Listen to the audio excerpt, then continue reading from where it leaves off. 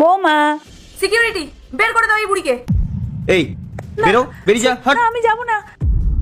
এই বুড়ি ভাবছে আমি আবার ওকে এই বাড়িতে ঢুকতে দেবো। এই বুড়ি যেন কোনোভাবে আমার বাড়িতে না ঢুকতে পারে। বৌমা বৌমা তুমি এটা কি করছো? আমি তোমার শাশুড়ি হই। এই বুড়ি, ম্যাডাম কি বলছে তুই শুনতে পাচ্ছিস না? এরপরে যদি এখানে দেখে নিল ওকে, খুব খারাপ হয়ে যাবে বলে রাখলাম। দেখো তুমি আমার সাথে এইরকম করতে পারো না, এটা আমার ছেলের বাড়ি, বুঝলে? দাঁড়াও আমি আমার ছেলেকে ফোন করছি। স্যারকে ফোন করবি? এই ফোন তো আমি ভেঙেই ফেলবো। আবার বলছি তুই এখান থেকে বেরিয়ে যা, নইলে জায়গার মধ্যে আমি কি করে বসবো আমি নিজেও জানি না। বেরিয়ে যা এখান থেকে। ঠিক আছে, আমি আমার ছেলেকে সব বলে দেবো, তোমাকে কাজের থেকে বার করে দেবে। আমি চলে যাচ্ছি, তুমি এবার আমার ফোনটা দিয়ে দাও। কোনো ফোন পাবি না, যা এখান থেকে।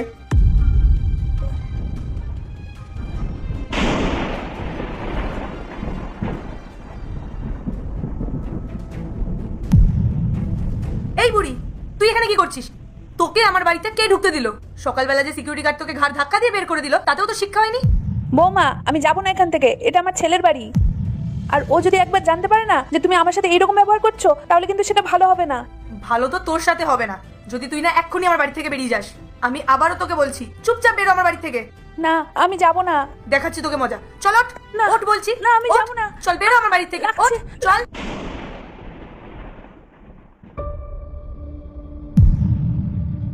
তুই তুই আবার চলে এসেছিস এখানে? এভাবে মানবি না তাই না? তোকে আমি ঘাড় ধাক্কা।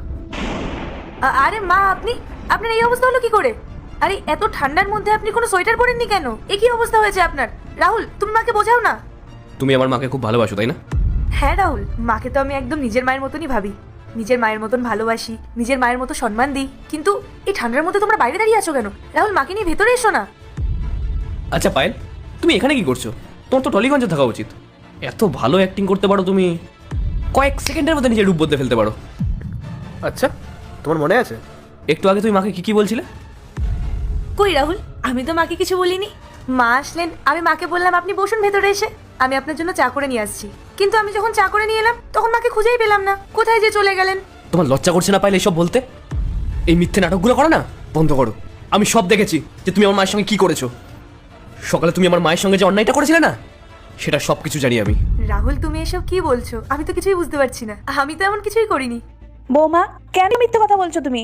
তুমি বলো না আমার ছেলেকে সকালে আমার সাথে কি ব্যবহারটাই না করেছো। আমি এত বছর পর গ্রাম থেকে ছেলের সাথে একটু দেখা করার জন্য আসলাম, আর তুমি কি করলে? সিকিউরিটিকে বলে আমাকে ধাক্কা দিয়ে বার করে দিলে। রাহুল আমি না তোমাকে সবটা বুঝিয়ে বলছি। আসলে সিকিউরিটি গার্ড হয়তো মাকে চিনতে পারেনি, আর আমিও না কিছু বুঝতে পারিনি। ব্যাস পায়েল, তোমার এই ফালতু ঢংগুলো না বন্ধ করো। তোমার সাথে তো আমি পরে কথা বলছি। মা তুমি ভেতরে যাও।